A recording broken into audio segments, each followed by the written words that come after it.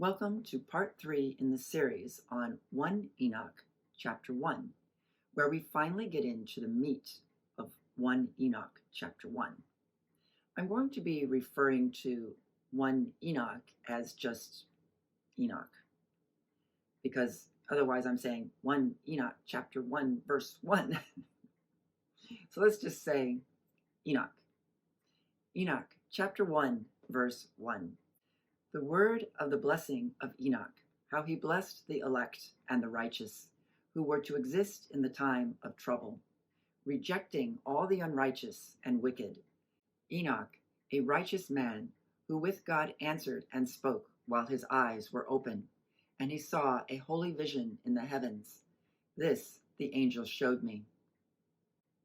The elect and the righteous are not one and the same.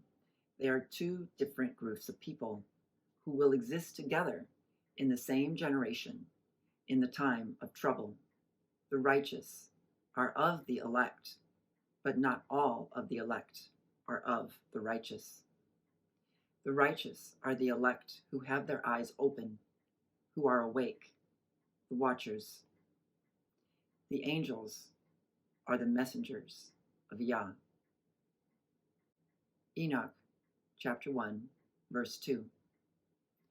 From them I heard all things, and understood what I saw, that which will not take place in this generation, but in a generation which is to succeed at a distant period on the account of the elect. The angel of the Lord showed Enoch what would happen at end of days, not a prophecy of the flood which would come in Enoch's generation, but for us, the generation elected to the little season, the great tribulation, and the end of days. The flood of Noah's day was just a shadow of what is happening now. Enoch chapter 1, verse 3. Upon their account I spoke, and conversed with him who will go forth from his habitation, the Holy and Mighty One, the God of the world. Enoch is recording the warnings told to him by Yahweh, the only true El, God of the world. The warnings are for this generation, for those elected by Yah to endure the great tribulation and to see the carnal world come to its end. Enoch chapter 1, verse 4. Who will hereafter tread upon Mount Sinai, appear with his hosts, and be manifested in the strength of his power from heaven. Yah will come and save his children, his elected, from the billions of Antichrist spirit puppets who seek to kill us. Their target is really Yahweh, but they can't get at Yah, so they come after Yah's children, the elect, both the sleeping elect and the watchers who stand awake through the darkness of these times and watch and sound the warnings. Are you listening? Enoch chapter 1, verse 5. All shall be afraid, and the watchers be terrified. Yes, everyone lives in fear. Fear of a virus, a disease, violence, starvation, the unknown and the unseen. But the watchers are terrified because we see what is coming, what is already here.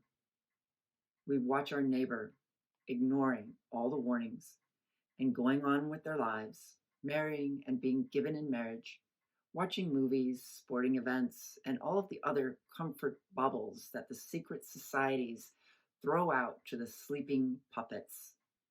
No matter how loudly we sound the warning, no one is listening. They're too busy watching the big game on TV.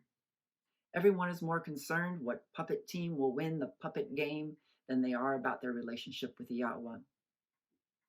Meanwhile, the Antichrist spirit is murdering everyone around us, and the sleeping puppets don't see it and refuse to listen to the sound of the watcher's warning.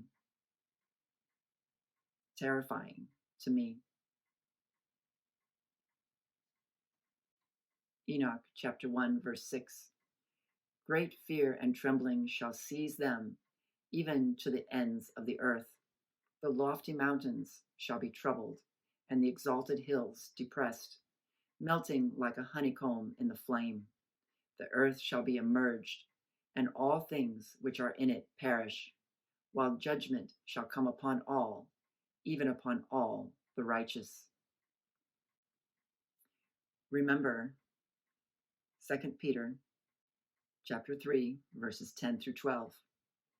But the day of the Lord will come as a thief in the night, in which the heavens shall pass away with a great noise, and the elements shall melt with fervent heat. The earth also, and the works that are therein, shall be burned up. Seeing then that all these things shall be dissolved, what manner of persons ought ye to be in all holy conversation and godliness, looking for and hasting unto the coming of the day of God, wherein the heavens, being on fire, shall be dissolved, and the elements shall melt with fervent heat. Remember Daniel chapter 3, when Shadrach, Meshach, and Abednego were thrown into the fiery furnace? Yah was with them, and they were not harmed. Enoch chapter 1, verses 7 through 8. But to them shall he give peace. He shall guard the elect, and towards them exercise clemency. Then shall all belong to Yahweh, be happy and blessed, and the splendor of Yahweh shall illuminate them all. Remember the promise. Revelation chapter 21, verses 1 through 8. And I saw a new heaven and a new earth, for the first heaven and the first earth were passed away, and there was no more sea. And I, John, saw the holy city, New Jerusalem, coming down from God out of heaven, prepared as a bride, adorned for her husband. And I heard a great voice out of heaven saying, Behold, the tabernacle of God is with men, and he will dwell with them, and they shall be his people, and God himself shall be with them, and be their God. And God shall wipe away all tears from their eyes, and there shall be no more death, neither sorrow nor crying, neither shall there be any more pain, for the former things are passed away. And he that sat upon the throne said, Behold, I make all things new. And he said unto me, Write, for these words are true and faithful. And he said unto me, It is done. I am Alpha and Omega, the beginning and the end. I will give unto him that is athirst of the fountain of the water of life freely. He that overcometh shall inherit all things, and I will be his God, and he shall be my son. But the fearful and unbelieving, and the abominable, and murderers, and whoremongers, and sorcerers, and idolaters, and all liars shall have their part in the lake which burneth with fire and brimstone, which is the second death.